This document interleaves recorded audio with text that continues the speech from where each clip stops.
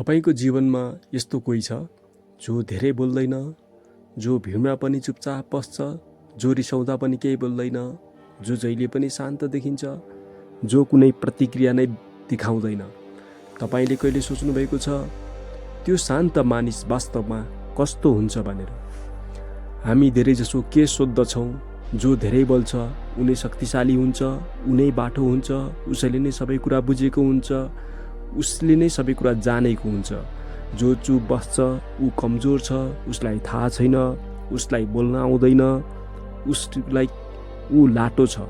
तर साँचो के हो भने सबैभन्दा खतरनाक मानिसहरू प्राय शान्त हुन्छन्। मित्र, यो कुरा ख्याल गर्नुभएको छ?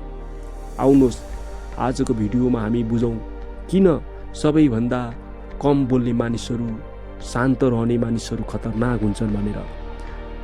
आजको भिडियोमा हामी बुझ्नेछौँ शान्त मानिस किन खतरनाक हुन्छ, किन उनीहरूलाई कम आँक्नु हुँदैन र तपाईँ आफै कस्तो बन्नुपर्छ। शान्त मानिसको गलत बुझाइ। समाजले शान्त मानिसलाई प्राय यस्तो ठान्छ, त्यो मानिस भनेको डराउने हुन्छ, कमजोर भएको हुन्छ, आत्मविश्वास नभएको मानिस हो, त्यो केही गर्न नसक्ने। तर सत्य उल्टो हुन्छ। शान्त मानिस बोल्दैन तर उसले सबै सुन्छ, उसले एकदम गम्भीर भएर सुन्छ, उसले एकदम सुनेका कुराको तर्कपूर्ण तरिकाले विश्लेषण गर्छ। ऊ देखाउँदैन, ऊ सबै कुरा बुझ्छ, एनालाइसिस गर्छ, त्यस कुराको राम्रो पक्ष र नराम्रो पक्षको चाहिँ विवेचना गर्छ। एउटा कुरा सम्झनुहोस्, जसले धेरै बोल्छ उसले कम काम गर्छ, उसले कम बुझेको हुन्छ, जसले कम बोल्छ उसले धेरै बुझेको हुन्छ। शान्त मानिस किन खतरनाक हुन्छन्? उनीहरू धेरै सोच्ने गर्छन्। शान्त मानिस वास्तवमा तुरुन्त प्रतिक्रिया दिँदैन। ऊ सोच्छ, विश्लेषण गर्छ, अनुसन्धान गर्छ, त्यस कुराको सत्य के हो, असत्य के हो, वास्तविकता के हो पत्ता लगाउँछ। जब ऊ निर्णय गर्छ त्यो निर्णय एकदम शक्तिशाली हुन्छ, किनभने उसले घटनाको वास्तविकता पुरै बुझेको हुन्छ, कुराको कहानी पुरै उसले सुनेको हुन्छ र उसले नै शक्तिशाली निर्णय गर्छ।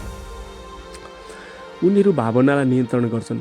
जब मानिस रिसाउँदा चिच्याउँछन्, तर शान्त मानिस भित्रभित्रै रिस राख्छ, भित्रभित्रै आफ्नो बेखुसी, भित्रभित्रै आफ्नो आत्मसन्तुष्टि व्यक्त गर्छ, तर उसले बाहिर देखाउँदैन। त्यो नै खतरनाक कुरा हो। शान्त मानिसको रिस देखिँदैन तर गहिरो हुन्छ। उनीहरू अब्जर्भ गर्ने हुन्छन्। तपाईँ के बोल्नुहुन्छ, कसरी बोल्नुहुन्छ, कस्तो व्यवहार गर्नुहुन्छ, सबै कुरा उनीहरूले नोटिस गर्छन्। उनीहरूलाई धोका दिन गाह्रो हुन्छ, किनभने तपाईँले बोल्नुभएका प्रत्येक कुराको उनीहरूले अर्थ लगाइरहेका हुन्छन्। तपाईँका प्रत्येक कुराको उनीहरूले आशय प्रकट गरिरहेका हुन्छन्। उनीहरूले तपाईँले कसरी बोलिरहनु भएको छ, तपाईँको चरित्र कस्तो छ, तपाईँको त्यस कुराप्रति बुझाइ कस्तो छ, तपाईँको त्यस कुराप्रति ज्ञान कस्तो छ, उनीहरूले सबै कुराहरू मूल्याङ्कन गरिरहेका हुन्छन् र त्यसैले उनीहरूलाई धोका दिन सकिँदैन। जब शान्त मानिस रिसाउँछ त्यो सबैभन्दा खतरनाक अवस्था हो। जब शान्त मानिस लामो समयसम्म सहन्छ, तर जब ऊ टुट्छ, ऊ सिधै अन्तिम निर्णयमा पुग्छ। उदाहरण, उसले तपाईसँग सम्बन्ध पनि तोडिदिन सक्छ। तपाईसँग उसले वर्षौँदेखि गरेको विश्वासलाई एक क्षणमै उसले खरानी बनाइदिन सक्छ। तपाईसँग उसले कहिले पनि नजोडिने गरी दूरी बनाउन सक्छ। तपाईसँग ऊ सधैँको निम्ति टाढा भइदिन सक्छ। उनीहरू चिच्याउँदैनन्, उनीहरू हल्ला गर्दैनन्, उनीहरू हाकार गर्दैनन्, उनीहरू सिधै जीवनबाट चुपचाप हटिदिन्छन्। त्यो नै उनीहरूको सत्य र वास्तविकता हो। किनकि जब शान्त मानिसलाई साँच्चै चिडाइन्छ, साँच्चै उसलाई आगो सरब व्यवहारमा ल्याइन्छ, उसलाई आगो बनाइन्छ भने त्यो आगोले पोलेरै छाड्छ। उनीहरू किन रहस्यमय हुन्छन्? यो पनि त एउटा गम्भीर प्रश्न हो। शान्त मानिस आफ्नो योजना कसैलाई बताउँदैन। उनीहरू आफ्नो योजना गुपचुपका साथ पुरा गर्छन्। ऊ काम गर्छ र परिणाम मात्र देखाउँछ। कसरी काम गरियो भनेर ऊ व्याख्या र विवेचना गरेर बस्दैन। उनीहरूको जीवन यस्तो हुन्छ। उनीहरू कम बोल्ने हुन्छन्, धेरै गर्ने हुन्छन्। उनीहरू जे बोल्छन् त्यही गर्छन्। त्यसैले तपाईँले उनीहरूलाई अन्डर इस्टिमेट गर्नुहुन्छ भने एक दिन उनीहरू तपाईँभन्दा अगाडि हुन्छन्। उनीहरूलाई हामीले अन्डर इस्टिमेट गरिरहनु आवश्यक हुँदैन। अन्डर इस्टिमेट गरे उनीहरूको योजनालाई हामीले कम आकलन गर्नु हुँदैन, त्यो असत्य साबित हुन सक्छ। त्यसैले तपाईँले उनीहरूलाई सधैँ उनीहरूको क्षमतामाथि केही न केही दम छ भनेर चाहिँ विश्वास गर्नुपर्ने हुन्छ, तपाईँले त्यो सम्झिनुपर्ने हुन्छ। शान्त मानिसको सफलता के हो?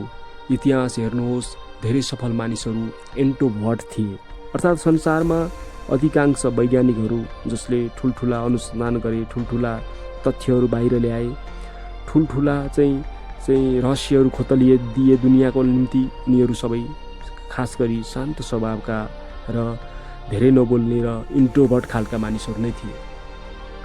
किन?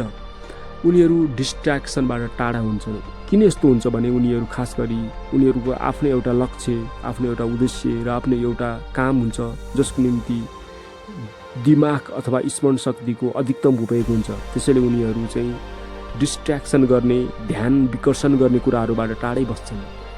उनीहरू गहिरो सोच गर्छन्, किनभने यस्तो अनुसन्धान कार्यमा हल्का फुल्का र सतही सोचले खासै परिणाम नल्याउने हुँदा उनीहरू गहिरो र एकदम अनुसन्धानात्मक सोचमा हुन्छन्। उनीहरू डिसिप्लिनमा बस्छन्। वास्तवमा यस्ता मानिसहरू अनुशासनलाई मन पराउँछन्, आफूलाई एउटा अनुशासनमा बाँधेर राख्छन् र उनीहरू चाहिँ अनुशासित हुन्छन्। शान्त मानिस प्राय उनीहरू नाटक गर्दैनन्। उनीहरू जे हो सत्यता, जे हो वास्तविकता त्यो नै प्रकट गर्छन्। त्यसैले उनीहरू ड्रामामा विश्वास गर्दैनन्। उनीहरू धेरै फोकस गर्ने खालका हुन्छन्। उनीहरूको स्पष्ट लक्ष्य हुन्छ। शान्त मानिस के तपाईँले के सिक्नुपर्छ त अब शान्त मानिसबाट भन्ने पनि कुरा आउँछ। शान्त मानिसबाट हामीले के सिक्नुपर्छ भने अब हामी कस्तो मानिस बन्ने? जस्तै धेरै बोल्ने, काम नगर्ने, ठुला कुरा गर्ने, साना काम पनि पुरा नगर्ने मानिस बन्ने कि शान्त र शक्तिशाली मानिस बन्ने? अब हामीले सिक्नुपर्ने कुरा के हो भने किन राम्रो मानिसलाई नै धेरै दुःख बोलाइको किन राम्रो मानिसलाई आवश्यकता हुन्छ, जति आवश्यकता अनुसार मात्र चारैतिर ऊ समस्यामा पर्छ, अर्थात् सबैले उसलाई नै हेप्छन्। त्यति मात्र बोल्नु आवश्यक छ, जति बोल्दाखेरि त्यो काम भगवानले पनि उसलाई नै बोल्नुहोस्, धेरै सुन्नुहोस्।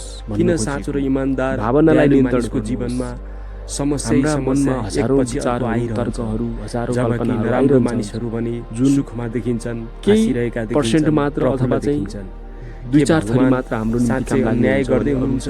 त्यसको पछाडि मागमा आइरहेको सत्य किसिमको तरङ्ग मात्र। आजको विषयमा हामी बुझ्ने छौँ हामीले आफ्नो भावनालाई नियन्त्रण गर्नु, जीवनको गहिरो नियम, आफ्नो योजना किन राम्रो मानिसलाई भगवानले परीक्षा लिनुहुन्छ, हामीले कुनै काम र कसरी त्यो किन वास्तवमै वरदान पुरा गर्नेछौँ, कस्तो हिसाबमा सबैभन्दा महत्त्वपूर्ण सिद्धान्त हो। सबै मानिसहरूलाई त्यो हिन्दू धर्मका ग्रन्थ जस्तै यसरी बताइयो भने गीताले भन्नुहुन्छ, मानिसले गरेको कर्मको सहमत रहने आवश्यक पाउँछ। उन्नति मानिसले जाईको कर्म मन नपराउने मानिसहरूले यसलाई बिथोल्ने र अर्थ बिचैमा आज तपाईँले जे भोग्दै हुनुहुन्छ त्यो सधैँ अहिलेको जीवनको कारण मात्र होइन, सबै मानिसलाई बताइयो। यो अघिल्लो कर्मको पनि हुन सक्छ। कामबाट बोल्नुहोस्। उदाहरणको रूपमा एक राम्रो मानिस अहिले दुःखमा छ भने क्षमता सायद उसले अघिल्लो जन्ममा केही गल्ती गरेको थियो, अहिले त्यो कर्मको फल भोगिरहेको छ।